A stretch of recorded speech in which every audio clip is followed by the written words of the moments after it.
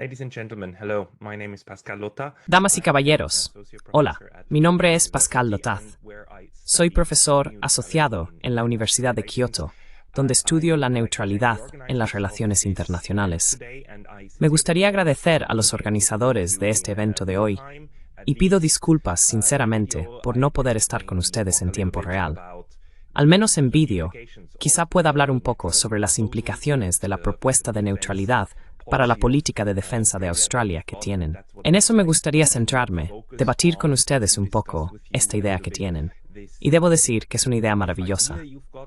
And I must say it's a wonderful idea, and it's a very straightforward idea that Australia... Y es una idea muy sencilla, que Australia no debería estar alineada ni formar parte de una alianza militar con ningún otro estado, sino preocuparse por su propia defensa y de seguridad sin aislarse del resto del mundo. Creo que la propuesta de IPAN para una política alternativa de autodefensa lo deja bastante claro. Uno de los pilares de la propuesta es, por supuesto, mantener una neutralidad armada y no nuclear. La propuesta menciona correctamente que esto es un estándar para muchos países neutrales. De hecho, especialmente los países permanentemente neutrales en Europa, como Suiza o Austria, son los modelos estándar de una neutralidad armada con fuerzas militares.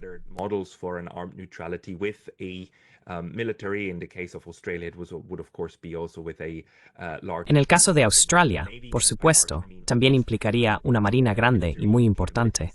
Y cuando digo grande, me refiero a que las capacidades militares siempre deben ajustarse al nivel real de amenaza al que se enfrenta un Estado. Australia, con su posición geopolítica tan ventajosa, realmente no necesitaría estar militarizada hasta los dientes. Debo explicar aquí que la neutralidad como política de seguridad es, por supuesto, una alternativa al sistema de alianzas. Formar una alianza se basa en la lógica del gran palo y la gran zanahoria. Con esto quiero decir que al unir recursos, los estados aumentan su nivel de amenaza hacia el exterior. En la versión más benigna, solo se quedan en la amenaza y nunca van más allá. Nunca atacan a otros países.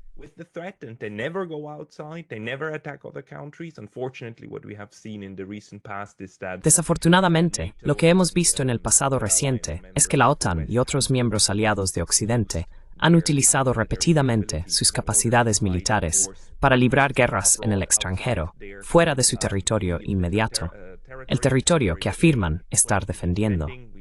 Solo tenemos que pensar en la guerra de Irak, o en la forma en que los estados de la OTAN implementaron la zona de exclusión aérea en Libia, para ver que estas alianzas militares pueden convertirse muy fácilmente en alianzas ofensivas con el fin de someter a rivales externos. Y por supuesto, en la guerra de Irak, no fue una guerra de la OTAN como tal, sino una guerra de la coalición de los dispuestos, de estados estrechamente relacionados con esta alianza militar.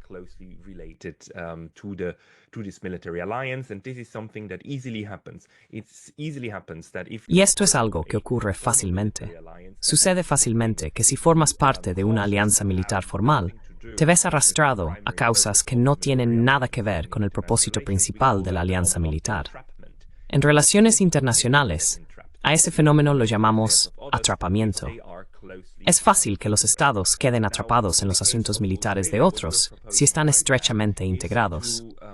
En el caso de Australia, lo que proponéis en IPAN es crear una política de defensa que por defecto excluya ese tipo de posturas militares, esa idea del gran garrote de poder amenazar a todos los demás, y proponéis cambiarlo por lo que yo llamo el pequeño garrote y la pequeña zanahoria.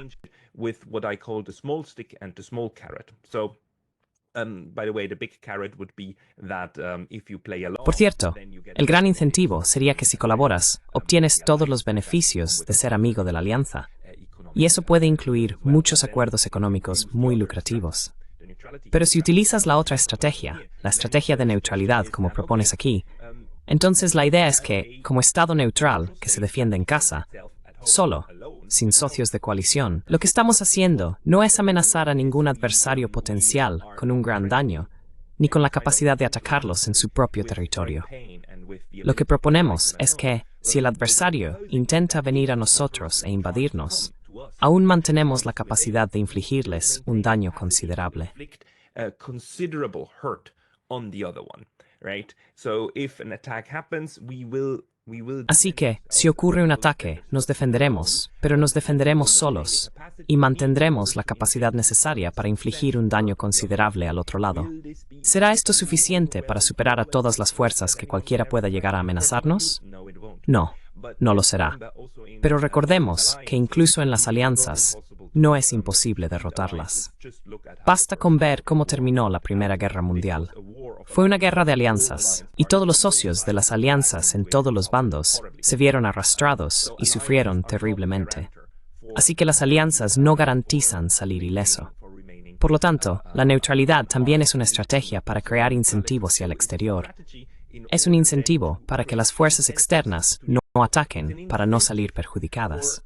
Outside forces not to attack in order not to get harmed, and the small carrot, of course, Y la pequeña zanahoria, por supuesto, es la oferta de los estados neutrales de que puedes tener interacciones económicas con nosotros, solo con nosotros, y puedes obtener muchos beneficios de nosotros siempre y cuando no nos ataques, ¿verdad? Así que jugamos según las reglas hasta donde podemos.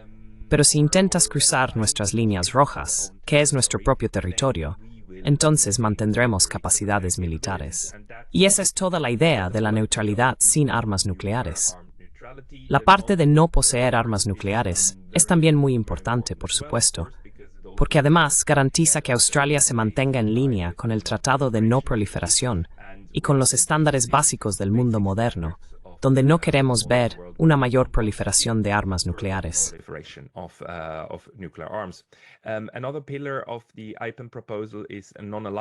Otro pilar de la propuesta de IPAM es la no alineación como un paso hacia la neutralidad. La no alineación y la neutralidad no son los mismos conceptos, pero están estrechamente relacionados. Quiero decir, generalmente se acepta que los países permanentemente neutrales no pueden formar parte de alianzas militares, aunque este detalle nunca se especifica en las convenciones de La Haya ni en ningún otro documento escrito.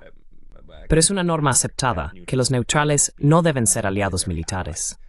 Al crear una política exterior que se autodenomine no alineada, esto sería sin duda un paso hacia la consecución de la neutralidad en tiempos de guerra, entre otros, ¿verdad? Quisiera recalcar este punto aquí.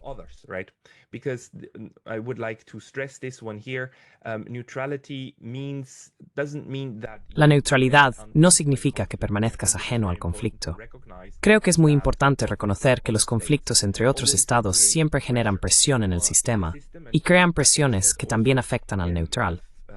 Así que, en este pequeño gráfico que he creado, suelo explicarlo de la siguiente manera. Tenemos al estado neutral A, tenemos al beligerante 1 y tenemos al beligerante 2. Y la relación mutua entre los dos beligerantes es, lamentablemente, pero el hecho de que ambos beligerantes mantengan una relación funcional con el neutral A, es decir, B1 tiene una relación funcional, B2 tiene una relación funcional, y esa relación es de paz. Estos estados están en paz con el neutral.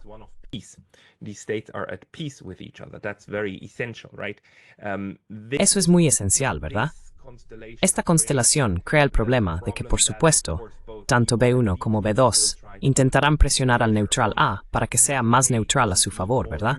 Para que les ayude más, porque acusarán al otro de ser malvado y demás, e intentarán aumentar la presión. El neutral siempre debe dejar claro a sus dos socios que es neutral respecto al conflicto principal. No es neutral respecto a ellos, es neutral respecto al conflicto y mantendrá una relación de trabajo con ambos.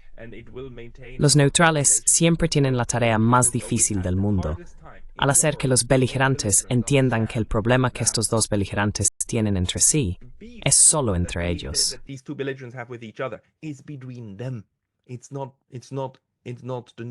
No es un problema del neutral, pero esto es muy esencial, y esto es lo que yo llamo una constelación de conflicto. Crea puntos de presión. Crea puntos de presión muy severos sobre el neutral, y es aquí donde el neutral necesita defender su posición. Y lo que quiero decir con defender es normalmente defender políticamente, si es necesario, también defender militarmente. Y un dato curioso, si un neutral realmente toma medidas militares contra incursiones en su territorio por parte de una potencia beligerante para evitar que eso ocurra, Eso, según el derecho internacional, ni siquiera se considera un acto de guerra. Es algo necesario que debe hacer el neutral para mantener su neutralidad.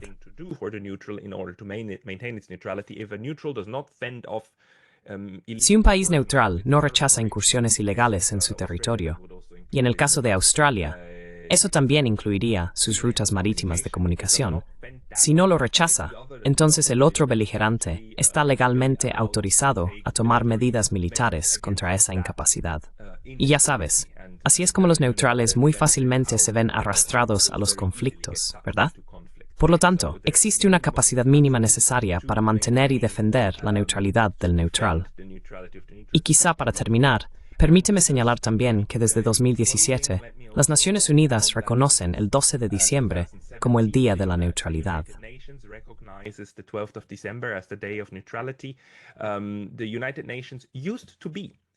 Las Naciones Unidas solían ser bastante hostiles hacia la neutralidad, especialmente cuando se fundaron en el 45, 46, 47. Hubo un largo debate en la ONU sobre si los países neutrales eran siquiera compatibles con los principios de la ONU, que incluyen, por supuesto, el principio de autodefensa o el componente de autodefensa colectiva. Sin embargo, el debate, a lo largo de los últimos 80 años, ha cambiado bastante, y hoy en día, la ONU reconoce la importancia de los países neutrales. Solo para señalarlo, la ONU define la neutralidad como el estatus legal que surge de la abstención de un Estado de toda participación en una guerra entre otros Estados, el mantenimiento de una actitud de imparcialidad hacia los beligerantes y el reconocimiento por parte de los beligerantes de esta abstención e imparcialidad.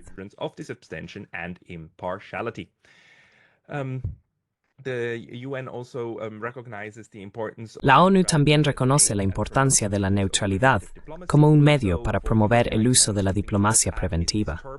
Así que, para vosotros en IPAN, algo a considerar es esta terminología de diplomacia preventiva. ¿Cómo pensáis que la neutralidad australiana y una nueva postura de defensa podrían apoyar o reforzar la capacidad del Servicio Exterior de Australia para implicarse en la diplomacia preventiva con el fin de ayudar a sofocar los conflictos antes de que estallen? Por supuesto, hay muchos problemas con esto, porque el impacto estructural que los neutrales pueden tener en los conflictos exteriores siempre depende de la disposición de las partes beligerantes a permitir realmente que eso ocurra.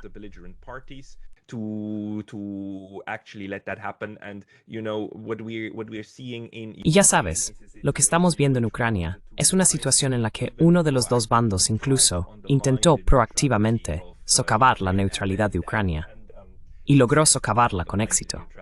Y no estoy hablando de los rusos, estoy hablando de los países de la OTAN que realmente trabajaron durante mucho tiempo, durante muchos años, para asegurarse de que la neutralidad no fuera algo que Ucrania tuviera que prometer, o que la neutralidad simplemente desapareciera. Tenían una cláusula de neutralidad en su constitución hasta 2014, pero luego fue revocada, lo cual es realmente una pena, y es una de las razones por las que esta guerra por delegación o de implementación se está llevando a cabo actualmente en el territorio de Ucrania.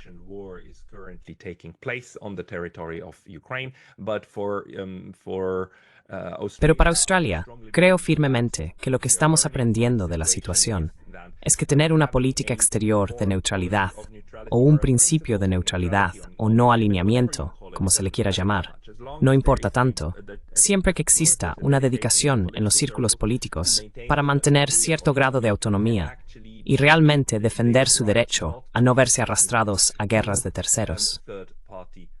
Solo un apunte muy rápido sobre cómo se puede lograr esto.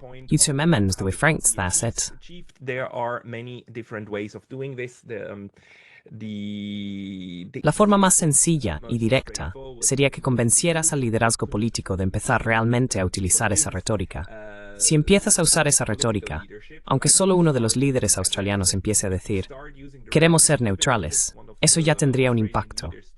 Todavía no crearía una situación clara, pero tendría un impacto y podría poner las cosas en marcha. La siguiente etapa sería una política oficial, una política de no alineamiento.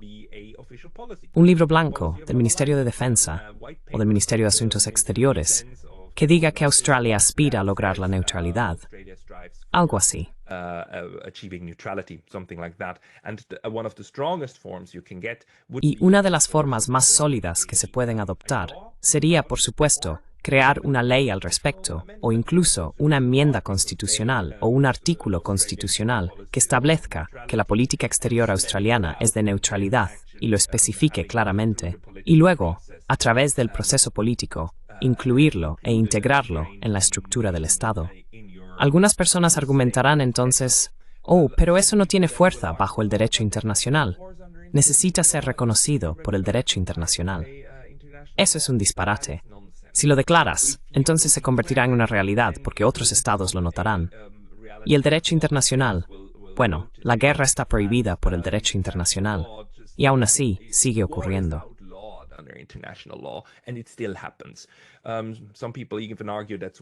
Algunas personas incluso argumentan que por eso la neutralidad es también cosa del pasado, pero eso no es cierto. La guerra sigue siendo una realidad y la neutralidad también. Si la declaras, ya estás haciendo todo lo que puedes.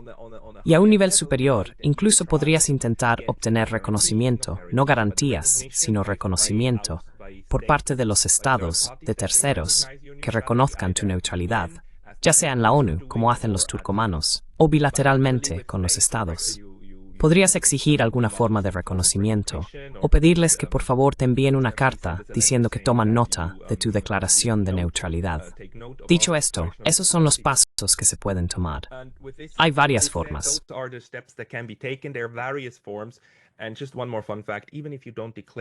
Y solo un dato curioso más. Incluso si no declaras la neutralidad según el derecho internacional, si estalla una guerra entre terceros estados y Australia no participa, automáticamente se la considera neutral y empiezan a aplicarse las leyes de la neutralidad. Esto también es importante saberlo. Así que también puedes presionar a tus políticos diciendo, mira, simplemente no queremos que participes en todas las guerras. Y si no lo haces, entonces se aplican las leyes de la neutralidad. Y exigimos, como grupo de presión, que cumplas con ello. Y mi tiempo ha terminado. Os dejo con esto. Si tenéis alguna pregunta, por favor escribidme un correo electrónico. Estoy encantado de estar en contacto con todos vosotros. Muchas gracias.